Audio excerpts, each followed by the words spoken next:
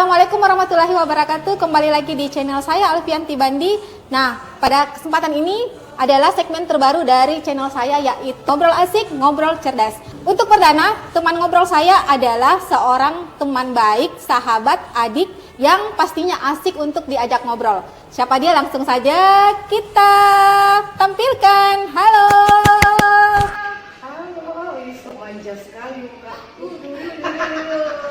Panggil apa ini? Panggil adik atau panggil mak ini? Soalnya kita mama muda, pemirsa.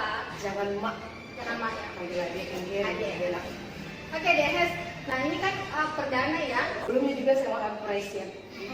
Yang pertama, Ya. channelnya Kanti juga. Iya. Jadi untuk semuanya juga jangan lupa di subscribe, di like, Komen. share, dan komen. Oke, thank you. Buat teman-teman di rumah, kenapa Dehes ini yang saya undang ke sini karena sebenarnya Desti ini ex dari penyiar radio ya? Yap. Penyiar radio di salah satu stasiun radio di Kota Palopo. Yang kenal bisa nanti komen di bawah. Kayaknya yang kenal saya dulunya sudah. Yang mudah-mudahan mungkin. Oke, kali ini kita temanya adalah toxic relationship. Mana tidak mau ngobrol tentang toxic relationship? Sebenarnya bicara tentang toxic relationship itu sendiri, kalau saya pribadi dibilang pengalaman tidak, dibilang, tetapi untuk tahu sih iya, tahu Pastilah. dan apalagi di zaman now ini saya rasa banyak sekali hubungan-hubungan seperti itu, dan kita tahu sendiri Pasti. ini hubungan di luar sana boleh dibilang adik-adik kita, anak-anak kita bahkan Betul, mungkin betul. menjalani hubungan-hubungan yang mungkin menurut saja baik-baik di mata mereka, tetapi sebenarnya di mata kita itu adalah sebuah toxic. Jadi teman-teman, jadi toxic relationship itu adalah hubungan yang tidak sehat yang dipengaruhi oleh salah satu individu yang membawa pengaruh buruk dalam hubungan tersebut. Betul tidak? Correct. Iya, jadi ciri-ciri toksik itu beberapa diantaranya itu seperti posesif, kemudian temperamen dengan pasangan, kemudian overprotective ya, dan egois, gitu. Ada lagi yang mau ditambahkan? Saya bisa tambahkan bahwasanya ada beberapa toxic relationship yang justru dipengaruhi oleh obat-obatan terlarang Oh mungkin. iya, betul-betul. Jadi tidak harus dari internal individunya ya? Kita tidak hanya berbicara tentang basic sifat, sebenarnya ada unsur-unsur dari luar yang jadi pengaruh dari sebuah toxic relationship itu sendiri. Oke, nih boleh minta HP-nya dulu. Ada yang kirim kemarin nih, Dehes. Jadi saya sudah buka forum. Yap. Kebetulan banyak yang suka curhat sama saya. Jadi saya bukan psikolog ya, bukan Pakarnya, pakar, ya? bukan pakar sih. Jadi saya pendengar yang baik gitu. Jadi yang mau curhat boleh langsung DM-nya atau WhatsApp saya. Oke, gini ya, dengerin ya. Kanti, ini pengalaman saya. Jadi hubungan saya dengan pacar saya itu sudah beberapa tahun, 2-3 tahun lah, hampir mendekati 3 tahun. Dan kemudian beberapa orang atau teman terdekat saya bilang kalau hubungan saya ini tidak sehat. Kenapa? Karena pacar saya ini orangnya sangat protektif. Jadi dia melarang saya bergaul dengan laki-laki. Cepat cemburuan, cepat curigaan. Menurut Kanti, saya harus bertahan atau melepaskan karena saya terlanjur cinta. Asik. Asik. Ini baru satu. Gimana tuh, Dehes? Menurut saya, yang perlu saya pertanyakan seandainya orang yang di sini yang perlu saya pertanyakan, ini hubungan sudah berapa lama? Katanya itu tadi mendekati 3 tahun, sudah lama ya. 3 tahun yang lumayan lama ya sebenarnya. Sebuah hubungan, di awal sebuah hubungan yang namanya larangan, cemburuan itu pasti enak. Ya, Cemburuan sedikit enak. Sesuatu yang berlebihan pasti baik. ya, benar sekali. Mau yang berbeda. Kalau menurut saya, Jadi balik lagi ke ya sebenarnya. pribadinya ini. Walaupun juga kita tahu tidak semudah itu, kembali lagi ke pribadinya. Jika kamu betul-betul tidak merasa sudah tidak nyaman dengan keadaan itu, tinggalkan, why not? Gitu. Seseorang bisa saja terjebak dalam sebuah hubungan sekalipun itu toksik tanpa dia sadari, dan walaupun dia sadari sekalipun, ada seseorang yang sulit untuk keluar.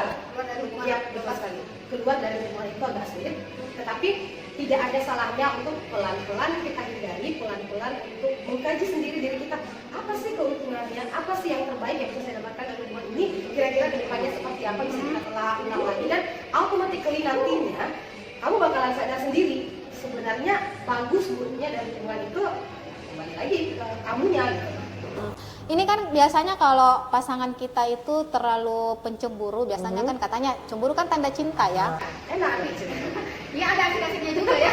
Tapi kalau sudah berlebihan itu kan sudah membuat kita tertekan juga, karena cemburunya itu apa cemburu buta yang mungkin saja itu saudara atau sahabat atau apa ya kan. Nah, kira-kira kalau misalnya dalam posisi seperti itu, ini kan sudah lama ya, jangkanya hampir 3 tahun. Kalau untuk memperbaiki susah ya sifat pencemburu itu? Sifat cemburu itu ada yang pernah saya temukan, cemburu, tapi sebenarnya nggak cinta. Maksudnya gimana ya? Ya itu dia, hanya karena merasa Menguasai. ya betul sekali. Sebenarnya tidak cinta, tapi karena merasa memiliki, merasa ini pacar saya, ini pasangan saya. Nah itu, dan saya jika saya di posisi perempuan, saya akan betul-betul mencari hal-hal yang betul bisa meyakinkan saya, ya ini cintanya cemburu karena cinta atau cemburu hanya karena ingin menguasai. Jadi saya. perlu diuji dulu. Masalah uji mobil kali. Apa gitu ya? Artinya gini, perasaan. Ya kan? Kalau pakai logika mungkin sedikit agak sulit dalam hubungan yang sudah melibatkan perasaan. Udah, kita pakai perasaan aja.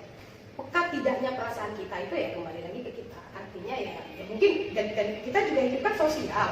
Ada orang-orang di sekitar kita, ada sahabat-sahabat kita yang mungkin bisa memberikan masukan-masukan. Dan itu yang perlu kita untuk artinya jadi bahan pertimbangan dari satu orang yang tahu hubungan kita dengan pasangan kita. Jadi ini kan setiap orang kan punya karakter berbeda-beda ya. Jadi misalnya ada karakternya yang introvert, yang tertutup, dia tidak bisa cerita atau memang dia tertutup orangnya. Nah itu sedangkan kita atau orang-orang di luar dia itu mengamati bahwa ini kayaknya hubungannya tidak sehat karena sudah mempengaruhi karakter itu sendiri. Jadi misalnya yang tadinya orangnya memang tertutup, jadi semakin tertutup, semakin pendiam karena mungkin banyak masalah gitu. Nah, ini bagaimana cara menyikapi ya? Sedangkan untuk kita mengajak curhat saja susah, dia terbuka. Ini masalah privasi ya. Iya sih. Nah, hubungan itu masalah privasi. Jadi kalau Desti orangnya terbuka ya? iya, saya orang yang terbuka. Jadi bisa cerita, bisa curhat sama Apapun itu saya Nah, ceritakan. Ada orang-orang yang ada di dekat saya tidak pernah menyimpan masalah saya sendiri. Saya selalu show up, saya selalu open dengan siapapun dan bukan cuma satu orang, itulah saya. Saya punya banyak orang-orang yang mencintai saya di sekeliling saya, jadi saya tidak pernah memiliki masalah yang itu saya simpan hanya untuk diri saya sendiri. Nah, itu apalagi sekarang ya itu banyak sekali berita di luar sana gara-gara tertutup tidak bisa menceritakan masalahnya, jadi akhirnya menjadi penyakit mental, akhirnya banyak sekali yang berdampak buruk sampai keinginan untuk mengakhiri hidup ya kan. Nah, itu parah sekali itu. Nah, balik lagi ke tadi ya, ini tentang toxic relationship gitu. Kalau misalnya yang toxic itu si perempuan ya, kadang itu ada mempengaruhi hubungan misalnya seperti ini. Emosi, kita bicara tentang emosi. Emosi itu kan ego ya. Ego kan ego yang berlebihan juga itu kan toksik. Gitu. Misalnya si perempuan tidak mengerti bahwa si laki-laki yang cowoknya ini dia memang benar-benar sibuk. Kemudian si perempuan menuntut waktu. Nah, tapi ini benar-benar sibuk, bukan alasan yang lain-lain gitu. Nah, kira-kira bagaimana menyikapi posisi seperti itu? Sedangkan si laki-laki itu orangnya kan kalau laki-laki tidak mau pusing biasanya kan, tidak mau pusing. Jadi setiap ada masalah bujuk dengan reward, misalnya si ceweknya cemburu supaya ceweknya ini tidak ngambek lagi, dikasih dikasih hadiah, dibawa jalan-jalan, jadi tidak menyelesaikan masalah itu sendiri gitu. Nah, bagaimana kalau menurut Desti itu bagaimana di situ? Apakah itu bagus ya kalau pihak laki-laki atau salah satu dari pasangan tersebut memberi reward dari sifat toksik itu sendiri hanya untuk mencari solusi sementara gitu? Sebenarnya sih tidak. Kalau saya, kalau kamu sadar, ya betul sekali, kita akan terus berulang. Kalau saya, jika kamu memang merasa ada yang tidak beres dengan hubungan kamu, sudah selesai. Ya, betul. Orang nikah aja masih bisa pisah kalau yang cuma pacaran. Orang nikah aja masih bisa pisah kalau yang cuma pacaran.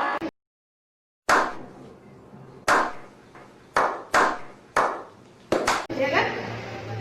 Makanya dilarang pacaran. Makanya dilarang pacaran, tidak usah pacaran ya.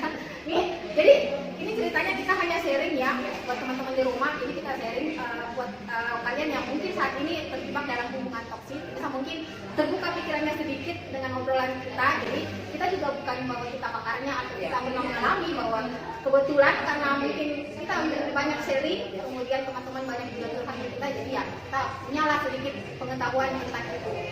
Pastinya kalian bisa melakukan artinya berhubungan dengan siapapun, berteman dengan siapapun, terbuka dengan siapapun, tetapi bahkan jatuh cinta, suka, merasa apa ya, even you have someone to be your crush, ya, seperti itu gak ada masalah. Tetapi jika sesuatu itu sudah merusak pikiran kamu, merusak hari-hari kamu, merusak hubungan kamu dengan orang-orang yang ada di sekitar kamu, leave it, tinggalin. Nggak ada untung ya, Ren? Ya betul, sampai mengubah karakter karakter sebenarnya. Apa kamu sesungguhnya jadi berubah gara-gara hubungan toksik tersebut? Bagus-bagus kalau orang di sekitar kamu mengerti dengan keadaan kamu. Nah, Kita itu biarin dia. aja dulu, jadi mati masanya seperti itu, ntar dia kembali sama kita. Nanti kalau susah kembali ke rumah kita. Ketika kamu susah kembali sama teman-teman kamu dan mereka masih terbuka untuk menerima kamu, itu tidak ada masalah. Tapi ketika mereka juga meninggalkan kamu, apa yang bisa kamu dapatkan? Hubungan kamu dengan pasangan kamu sudah hancur, dengan teman-teman kamu juga sudah tidak ada, ya kan? Jadi juga membawa pengaruh kepada keluarga ya, Betul hanya sekali. gara-gara pasangan. Betul Kan anak